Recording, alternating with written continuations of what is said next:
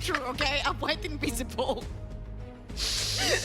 We have fun here on the NLC. We've got some inverted game scores here. 7, 9, and 6. NYYRIKKI 6 and 9. And NYYYRIKKI feeling a little bit down after Bifrost won their last game. Makes their job of getting into playoffs significantly harder. And I do want to start here, bringing it back to a slightly more serious point about your slight disagreement with the desk, that you actually preferred X7's draft here. So I'll give you a second here to justify yourself, considering the desk already explained why they quite like what NYYRIKKI have done. You know what? I just really like when everyone has a different approach and also gives a reasoning behind Absolutely. their approach. I love the fact that on the desk they said, you know what, KO scaling with Orianna shields and Volibear early game and Kalista was the ball for Azitor, no one else other than Azitor, right?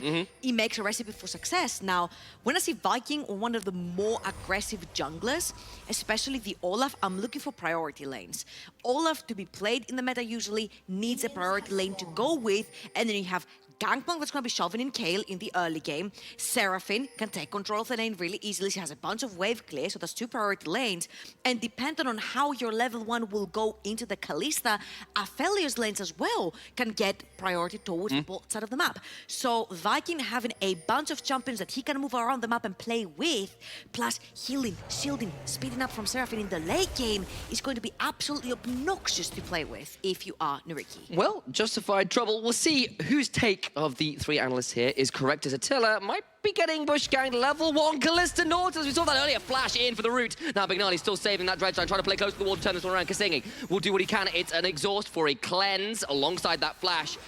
Attila pretty low, but does have Severum, and if he can get access to the wave, can do what he can to heal up with that and the potion. You said it though, that is a flash that's fallen off of Abagnale onto the Nautilus. And if you look at the tops of the map, Olaf is pathing towards bot. Now, of course, both of his camps, the raids and the red buff, have been warded, and he's going to get spotted whilst he's on his way to the bot side of the map. But if he plays it cleverly, maybe he can sneak around Vision and go towards that bot side of the map, start getting that Aphelios ahead. We saw it with Bifrost. Once Odi was ahead onto that Aphelios, he was a terror on the map. And we have seen what happens when Kalistas don't get rolling early across multiple leagues. Hell, we saw it in the last game. Both the wards just went down right now. Viking bad timing. Completely unspotted. And yes, of course, they know that because the wards went down, Viking started top side of the map because he wasn't seen for so long. But right now, you do not necessarily... you can't quite get it down to the specific timing. Exactly. And bot lane has lost the flash. Now, the positives for NYYRIKKI is that Lulas is also pathing towards the bot side map, and we all know how important and powerful Volibear is in this 3v3. Indeed it is. Might take this brief opportunity while we're seeing Lulas have a little bit of a look down here to remind people that we have got a hashtag NLC memes. Pantheon is a bad champion. What did you just say? He is indeed mad. Thank you, Jojo. Congratulations, of course, for the Singularity win earlier. This is more accurate than the other one. There's a lot of fury in Archerom's face, so remember to throw that hashtag out. We are enjoying that one. Fury does cover Pantheon. He does. That's true. Maybe that was the power of the victory, especially with the buffs coming up. Yeah. That's what the buff. That was the buff Bifrost really needed. As Viking is here on the Viking, looking to potentially counter gank down here himself. But Abagnale chose to stay though. So Viking might see an opening for a gank, although X7 tried to shove in. He's just out of range on that ward.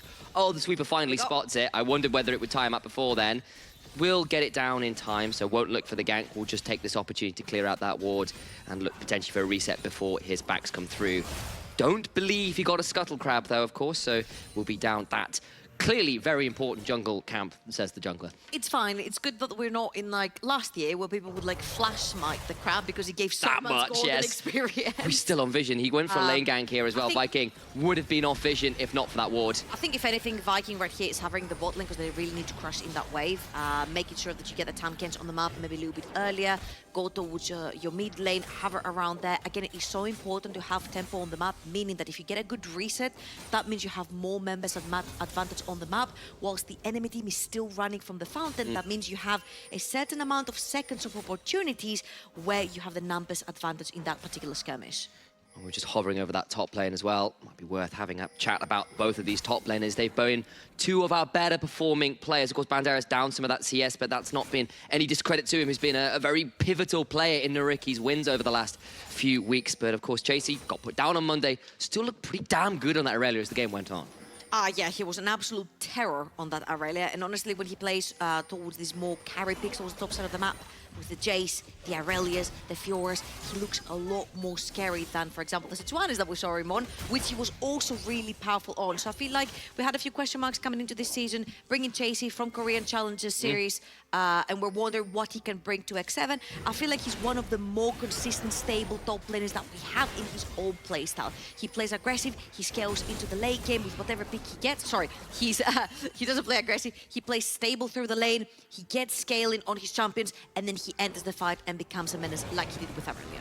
Absolutely, and of course, Bandera's no slouch. He's taken the Kale, which of course was flavour of the month towards the beginning of this, but it's fallen out of favour a little bit as things like the Sejuani have died away a little bit. Not so many easy lanes, but anybody who's seen any LPL can tell you the Shy has put far too many games into that champion, blind or not. And yeah, the Shy is the Shy. I think he should never be. Yeah, well, like he's always an odd one to call. I was like, yeah, this guy's doing it, but it's the Shy. You understand? Yeah, like he is. I could play Soraka top lane, you know.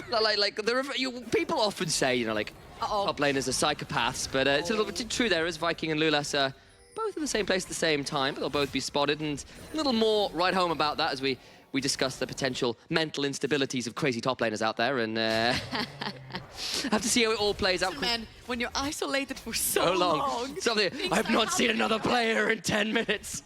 It's been 84 years. I mean, with the top lane changes coming through again to nerf TP, it's going to be more extreme towards that. I mean, as the patches roll on. Maybe this will actually be a positive, because now they'll take Ignite and say screw TP altogether, you know? Yeah, like they finally stop. It's like it's time for violence. What? But dragons are gonna get so much stronger. I don't care. You're on your own now. Like, I must choose one-on-one violence. Do you understand? This is what my role is now. Of course, we're rumbling so much and we're making fun because this is a pretty slow early game, which, if you look at the compositions, it really heavily favors X7. Gangplank scaling towards the later stages together with Seraphine and Aphelios. We saw what Singularity could do with the Gangplank. We saw Aphelios in the hands of Bifrost as well. Later on, scaling picks into something like a Kalista that is very short range and can get very easily punished, just do work. Yeah, and I feel like Viking this game as well probably ought to switch his axe out for glow sticks, because he's basically playing Seraphine's biggest hand there to extend the range of her music, you know, like hit them with the encore, get it running through. A really nice skin idea. But seriously, like super fan Olaf with, I believe the term is water sticks, if I remember my idol culture correctly.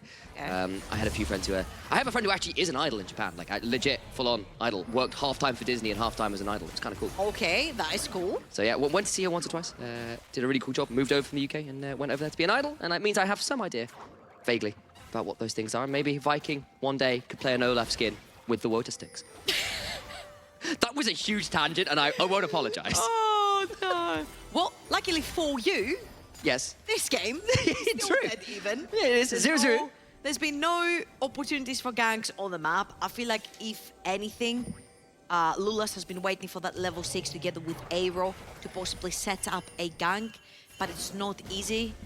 But the saving grace is that 8-minute mark on the Rift, when the Rift Herald decides to spawn and teams will want to fight around it. Very crucially, Attila still in the bottom lane. Abagnale has actually leached what we call XP, gotten that level 6 for himself. Very important to have that level 6 on your support in these fights, providing a lot more CC and engage/disengage. Curiously though, NYYRIKKI are not going to go for the Rift Herald, which means Attila gets some sweet alone time with the turret plating's down ball.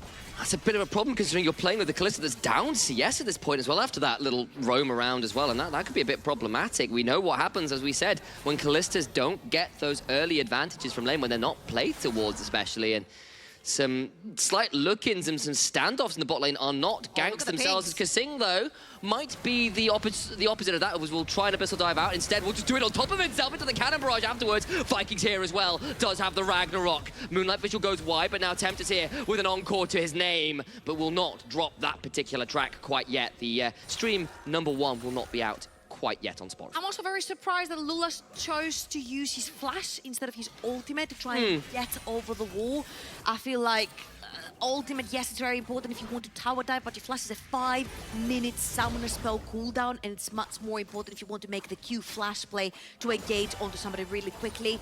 Might have been a little bit of a panic button there just to get away from the sticky situation, but nevertheless, this is two summons that are going to be burnt for the sudden NYYRIKKI. Aero had to also TP in the mid lane to catch in the wave that was being shoved in. And again, X7, we're pinging all this time towards the bot side of the map, trying to make a pick. NYYRIKKI have been denying it so far, but again, the clock is ticking. Yes, Gale can get to that level 16, but when you've been zoned away by ultimates from Seraphine, by barrels from the Gangplank, by ultimates from Gangplank, we've mentioned it over and over again. Yes, Kale is an absolute menace, level 16, but she cannot enter the team fight, she cannot put down the damage that she has. And of course, there are a lot of ways to zone her out this game, but on the side, you do have the Orianna plus the Volibear. There you go. I was going to call him a Viking, but it's on the other side, of course. The Orianna plus the Volibear combo. You've still got the Fate's Call. You've got ways to get the fight started.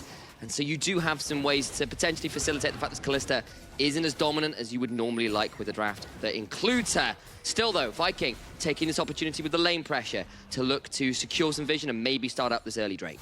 Yeah, also Volibear showing towards the top side of the map. You know that the bot side is pretty free for X7 to secure the first dragon. NYYRIKKI obviously have one for themselves, so it's going to be one piece for everyone.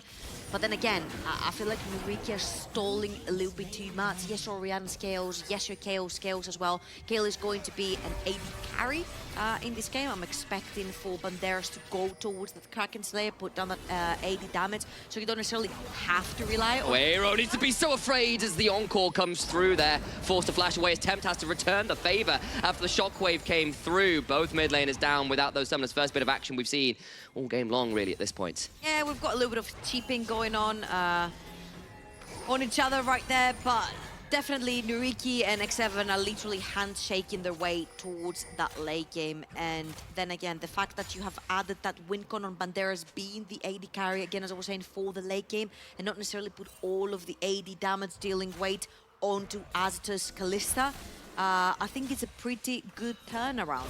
After a few levels, Gale actually starts winning versus Gangplank. You can take the 1-for-1, you can call your Volibear towards the top side of the map, and you can start slowly but surely snowballing her.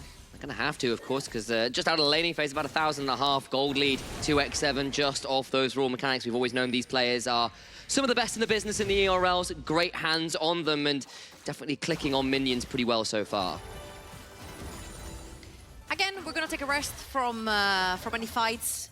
It's been a soothing game. Especially since when you're talking about setup, you're thinking of Orianna Shockwave, you're thinking of Seraphine ult, and they're both down for the time being. The junglers, in particular Lulash, has almost his entire topside jungle to go and farm for, but he's going to be wrapping around in mid lane, and of course the fact that the supports are there is because that flash is missing for both Aero and Tempt. If you can make a pick onto a flashless, ultless Seraphine, that could really benefit you, but then again, NYYRIKKI are rotating their entire team towards the tops of the map. Attila, Kasing still at the ball. This surely should be a secured Rift Herald for the side of NYYRIKKI. Viking backs away, and actually they back away, do NYYRIKKI as well. And we've got 30 seconds until the plates are off anyway. You know what, Initialize? I'm throwing my hands up. Everyone needs to be a little afraid. You know, you can throw your hands up all you want. It's not going to make any action happen. That's not how it works this game. Since I'm jinxing the action, I'm going to try to jinx passiveness. Wait, well, we are maybe seeing Attila get a tower down here, which would be fairly explosive as far as this game goes. Clearly, Seraphine is in a chill phase of her music, going for like chill beats to, I don't know, play games to. So twice now that NYYRIKKI have rotated their entire team towards the tops of the map to potentially go for a Rift Herald play, they just have not. And what has happened through that? Attila has cashed in on every single turret plate, and he will leave it until the last second of 14 minutes as well.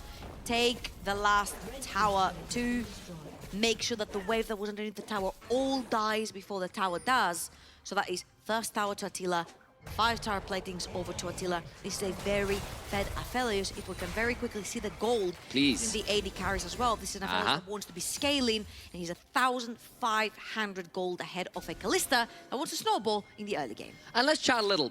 about Attila and his kind of improvement over the last few weeks on X7. Of course, X7 plus Viking have been a lot more comfortable into the mid-late games, especially when they don't have leads, and that's really helped Attila, honestly, who often felt a little bit lost in those mid-games, getting caught out in side lanes a bit, and a slow game like this, where you're on the offense, you're getting passive leads, sounds fantastic for this player right now. I feel like if you're going to their voice comms, we thought that maybe Viking was the voice they were missing.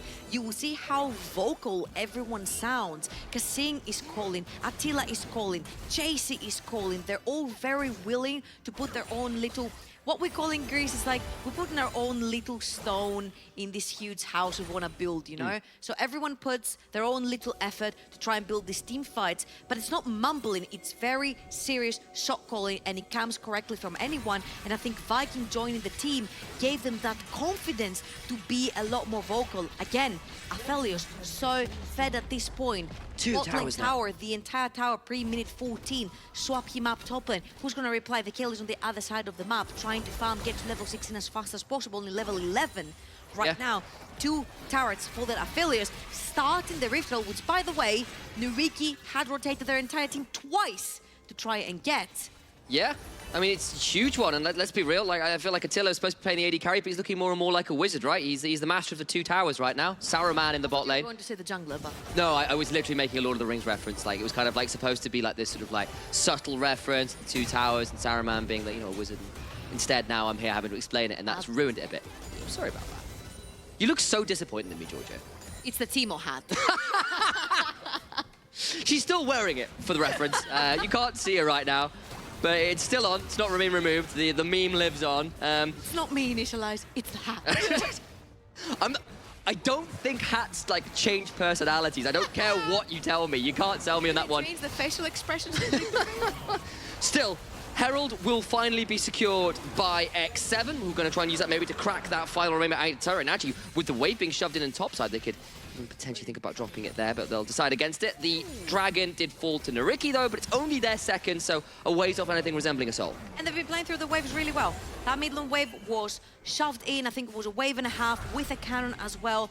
Top lane was shoved in by Attila. Now he's going to reset. He's got his own Gale Force. He's almost got the second item. So item and a half, Aphelios really strong right now on the 2 item mark. He's going to be absolutely popping in these team fights. They're going to transition him now towards the mid lane, I'm assuming, where the Rift Herald could potentially be popped. Now the thing is, usually to pop a Rift Herald when a team has a bunch of wave clear, you need to catch them off guard with less numbers advantage around that tower.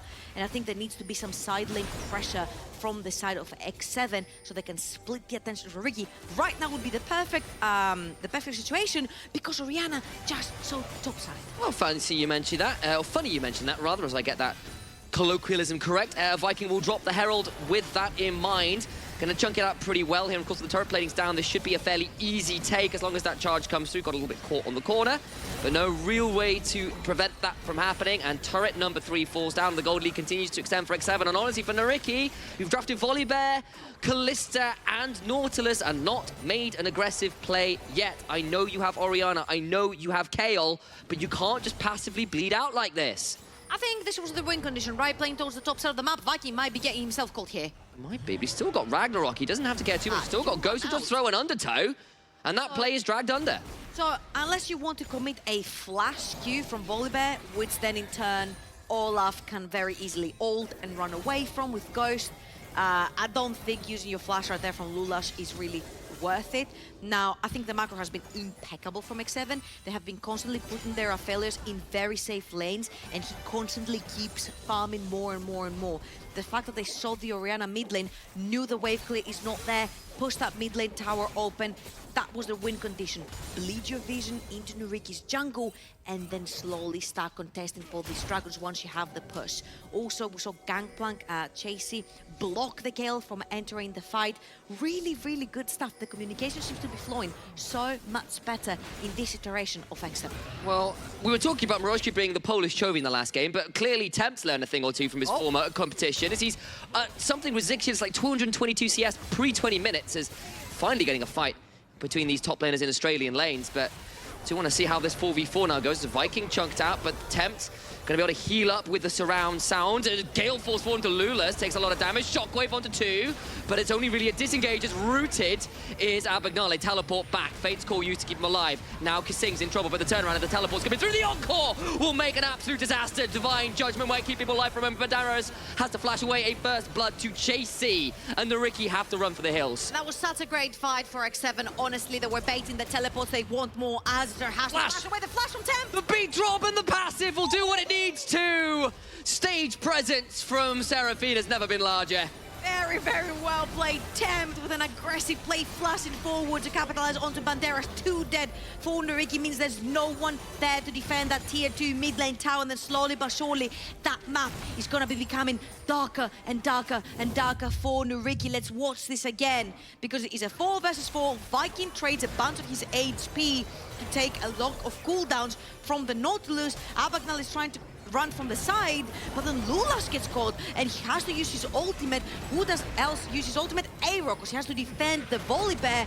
Beautiful cannon barrage to stop the 2 members of NYYRIKKI from going in. And honestly, that Seraphine ultimate, the second that Banderas lands into the fight, you know that a level 13 Kayle could be very instrumental for a NYYRIKKI victory in the team fight. But the fact that Tempo was holding that ultimate for the last second was beautiful. The coordination so far on X7 has been stellar. The macro, the early game decision making, everything looks really clean. And let's reiterate, if NYYRIKKI lose this game, they're done. That's it. They're done. The bar will be at 9 games to get into playoff with 3 games remaining. They must get this game, and it's not looking good right now. It's been a slow game so far, but the gold has inexorably gone in X7's favor, and it continues to get more and more difficult. They're now with the item advantage here as well. So 2 items complete, still part complete on NYYRIKKI, and that's going to be a big deal when this dragon's coming up. It'll be so point for NYYRIKKI. I just don't know how easy it will be for them to fight it. And Aero is looking for a pick mid lane. If you poke them down, you might be able to make an engage. Slow into the cannon barrage, Encore! How much damage can X7 get done? Aero toe low, running away from the Olaf, who is marauding across the Orianna. Clockwork runs out of steam. A Gale Force from Attila to hop forward. A massive abyssal dive afterwards to continue to keep this fight going. Stopwatch. Banderas has got golden, but cannot win the 1 versus 2. And X7 absolutely dominate the fight. NYYRIKKI are put to the sword, or in this case, the barrel.